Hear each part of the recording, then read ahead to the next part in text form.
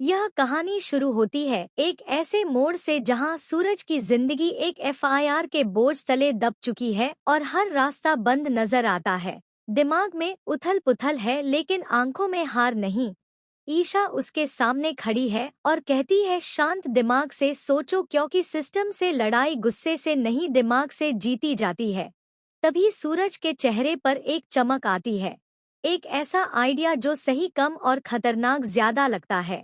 बंटी को मोहरे की तरह आगे बढ़ाया जाता है और खेल शुरू होता है कानून की वर्दी पहनकर कानून को ही धोखा देने का।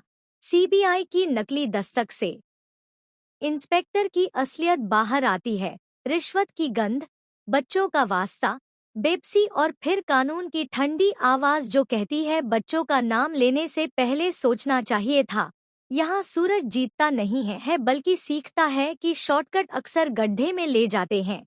एफआईआर रद्द नहीं होती, उल्टा एक नया खतरा खड़ा हो जाता है और ईशा की आंखों में साफ दिखता है कि ये लड़का सही है लेकिन तरीका गलत चुन रहा है। इसी बीच कहानी हमें अदिति के दर्द में ले जाती है जहां समाज की पंचायत एक जले पर नमक बनकर गिरती है।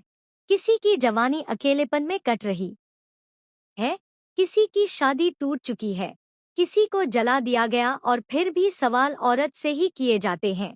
अदिति की आवाज में मजबूती है जब वो कहती है कि उसे संभालने के लिए पूरा परिवार है और किसी की दया की जरूरत नहीं। यहाँ दर्द भारी है लेकिन रीढ़ सीधी है। वहीं दूसरी तरफ सूरज और ब्रह्मचारी की नोकझोंक हमें हंसाती भी है और डराती भी क्योंकि खेल अब पुलिस स्टेशन तक पहुंच चुका है। वकील के कागज आते हैं लेकिन इंस्पेक्टर का अहंकार आड़े आ जाता है और सूरज के सपने एक बार फिर फिसलते नजर आते हैं। ईशा समझाती है कि सिस्टम को तोड़ कर सिस्टम में घुसने का सपना खुद अपने ही पैरों पर कुल्हाड़ी मारने जैसा है। सूरज सुनता है लेकिन दिल कहीं और अटका है। उसे लगता है एक ही इंसान है जो ये एफआईआर हटा सकता है, बाऊजी। और यहीं से कहानी में सस्पेंस गहराता है क्योंकि बाऊजी कोई साधारण पिता नहीं है बल्कि किस्मत लिखने का दावा करने वाले एक शातिर खिलाड़ी हैं। ईशा उन्हें जानती है, डरती है और चेतावनी देती है कि वो सूरज को कभी आजाद नहीं होने देंगे। लेकिन सूरज के लिए बाऊजी भगवान है और उसे पूरा यकीन है कि ये भगवान उसे निराश नहीं करेंगे। उधर बाऊजी मगरमच्छ की तरह शांत बैठे हैं, शिकार को भरोसा दिलाते हुए कि कोई खतरा नहीं। लेकिन अंदर ही अंदर अगले वार की तैयारी है। एफआईआर सच में हट जाती है, क्लीन चिट मिलती है, घर में मिठाई बंटती है, रिया के रिश्ते की तैयारियां शुरू हो जाती हैं और सबको लगता है अंधेरे के बाद रोशनी आ गई है। सूरज के चेहरे पर सुकून है, ईशा के मन में डर और बाऊजी की मुस्कान में रहस्य, क्योंकि जो मदद बिना मांगे मिले वो अक्सर कर्ज से ज्यादा महंगी होती है। बाऊजी बड़े प्यार से कहते हैं, पढ़ाई करो, आईएएस बनो, मैं सलूट करूंगा। और सूरज भावुक होकर वादा करता है कि वो हमेशा झुका रहेगा। लेकिन ईशा का दिल गवाही नहीं देता। उसे लगता है इस शांति के पीछे कोई तूफान छिपा है।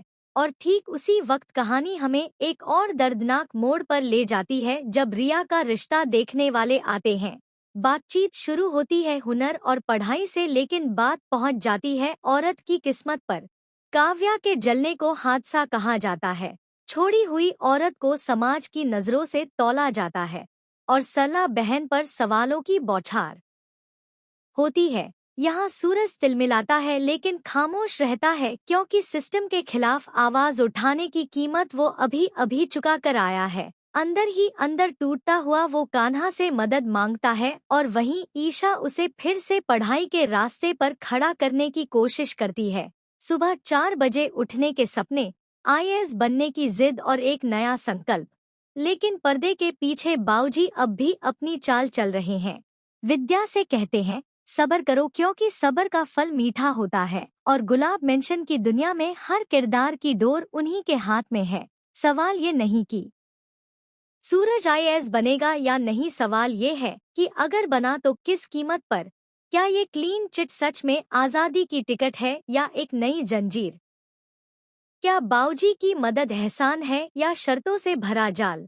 और क्या ईशा इस बार भी सच देख पाएगी या भरोसे की पट्टी आंखों पर बंधी रहेगी?